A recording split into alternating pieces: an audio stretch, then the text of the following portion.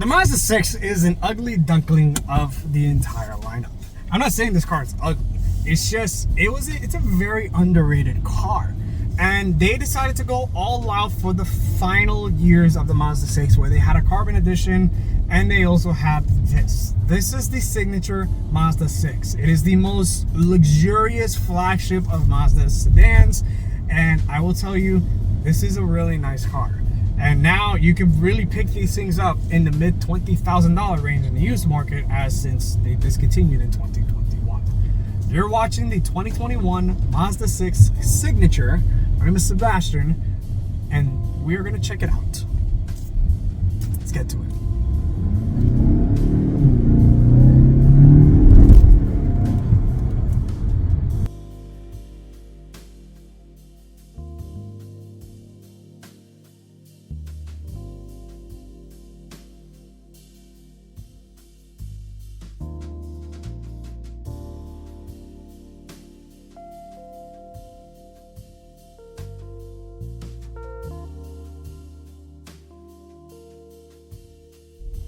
Right, so we're sitting in the inside of the Mazda 6 Signature, and as Mazda was really about to discontinue this car, I will say the final versions of the Mazda 6 is really nice. I really like the updates that they did to this interior, and generally speaking, this is a very comfortable car.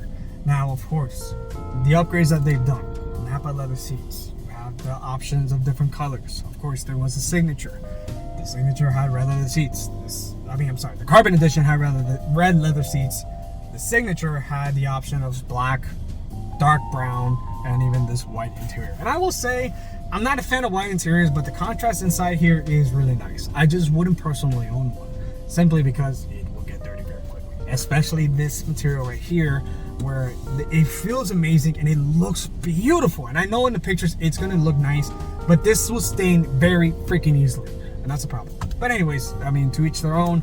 Obviously, people maintain their cars differently. Now, the rest of the interior. Keep in mind, this is Mazda's last generation of their vehicles. So obviously, you're going to see that it does have a half analog, half digital gauge cluster right up front. It does have the old infotainment system that does have Apple CarPlay and Android Auto. You just have to use the wire to, make it work. Another thing. When you look down here in the center console area, it's not the most practical center console in the world. You do have two cup holders. You do have your old school shifter that does operate a 6-speed automatic transmission. And then you also do have your sport drive modes over here, which does have sport, and that's it. Normal and sport. After that, you do, of course, have your iDrive-like dial that operates your infotainment system. And of course, Mazda does have this big thing on safety where they prefer the customer to use the dial over the touchscreen. But in the end of the day, it's relatively easy to use. It's not the most complicated thing in the world. You get used to it really quickly if you use it a lot. Down in the center area, right below the AC vents, you're gonna of course have your AC controls, which I really like the assortment of this. And with the white contrast, it's really, really, really nice. I like it.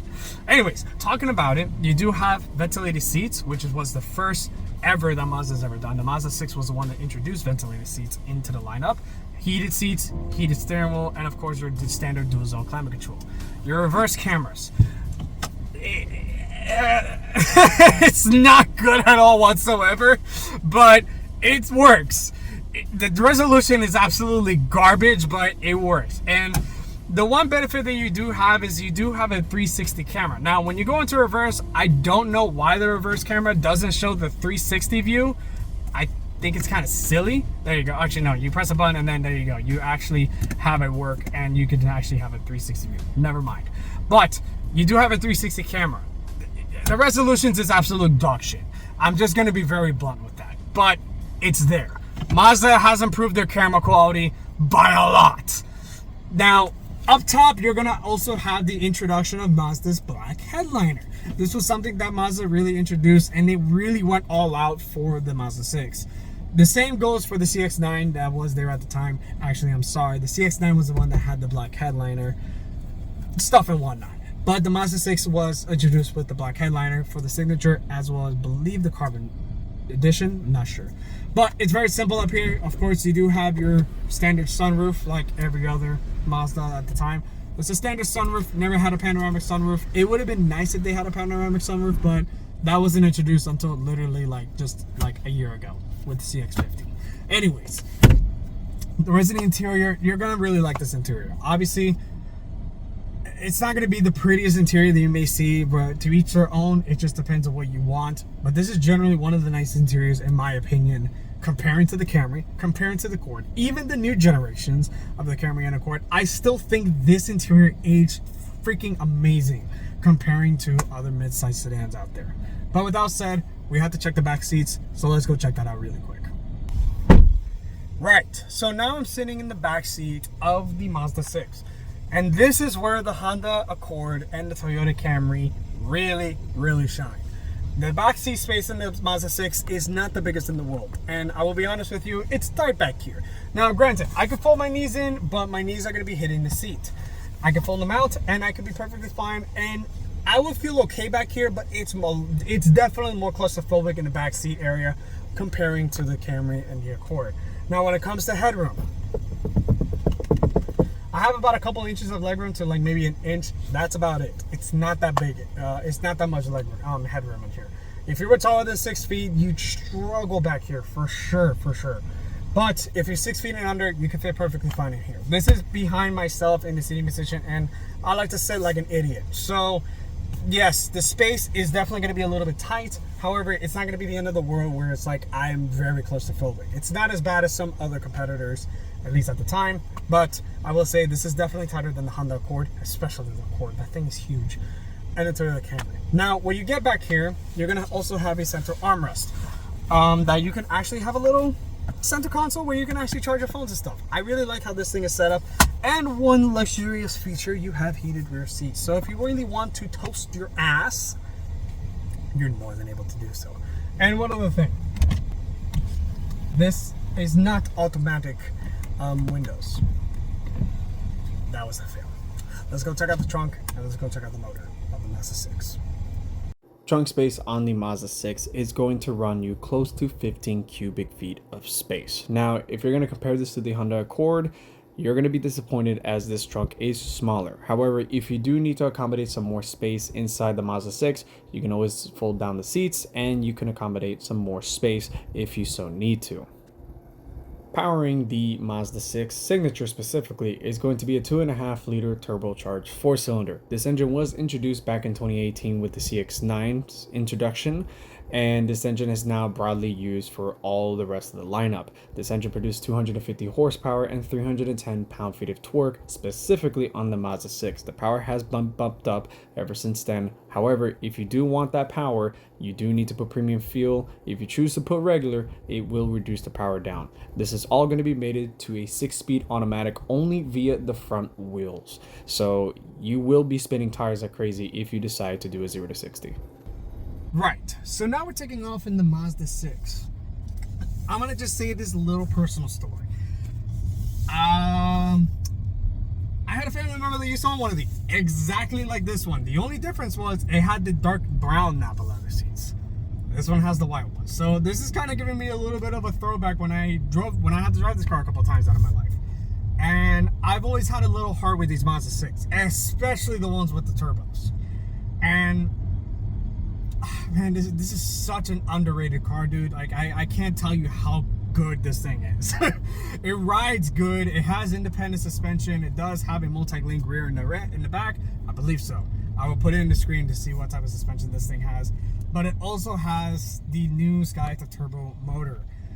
And I'm going to tell you one thing. This thing is fast. Like, this thing moves. And I really like that a lot about this Mazda 6. But aside from anything involving with speed, how does this thing ride in general in terms of being a daily driver? I'm going to be honest with you. This thing is really not bad at all. It is a little bit stiffer than some of the other competitors. Like if you're looking between a Toyota Camry or a Honda Accord, yes, those things ride better, okay? But this thing handles really good. That's one thing that I can say that the Mazda 6 does do better than those cars, at least in this generation time frame. I'm not talking about the new Camry. I'm not talking about the new Accord. I'm not talking about those generations because, well, they're different. This car is discontinued. And the other thing that, you know, the Accord did have a bit of an advantage of comparing to the Mazda 6, it did come with the manual with the fast motor.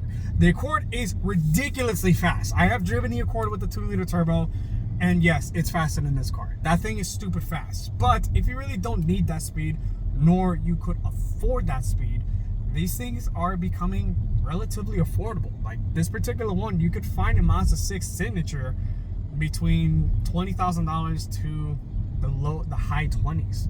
You know, I'm starting to see the Grand Touring Reserves, which have the turbo motor, and I'm starting to see the Signatures get into the mid $20,000 range. And the reason why is because no one has bought these things. You know, yes, my family member of mine had one of these things. He loved it like crazy. He absolutely loved this car. And the only reason why I got rid of it was because he wanted to get something a little bit bigger.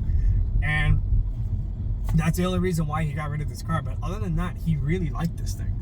And when I drove it a couple times, I really liked the car. It was really nice. It was really comfortable inside. The seating position is great. Even with me being tall, I sit a little bit high for my taste, but I could get used to it, and I could kind of like angle the seat a little bit to a certain degree where I feel a little bit more comfy in here. It's so good. And when you need to accelerate, dude, this thing kicks. The downside of the speed, though, this is, mind you, front-wheel drive only.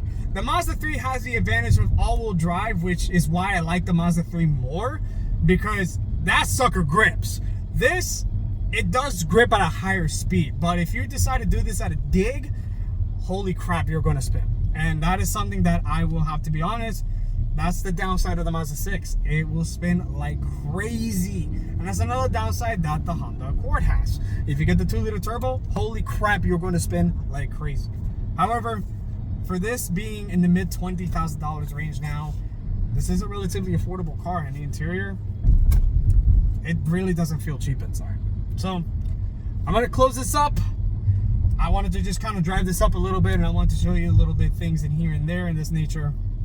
So if you're looking for something nice, you're looking for something in the mid $20,000 range, check out the Mazda 6. You are not going to regret it. There's something significant that has to be said about the Mazda 6. It's one of the more interesting philosophies that Mazda has used for the Mazda 6 comparing to the Toyota Camry as well as the Honda Accord. Since Toyota and Honda wanted to make the Camry and Accord sportier at the time era, Mazda decided to approach it completely differently, instead make this a flagship mid-size sedan, and they've done a really good job. The fit and finish all around the vehicle just feels something that doesn't feel like some economy car anymore, and especially the fact of now it has the power to prove itself is something that does have to be said. With that said, if you are looking for something like this and you are looking around for a mid-size sedan, give the Mazda 6 a shot.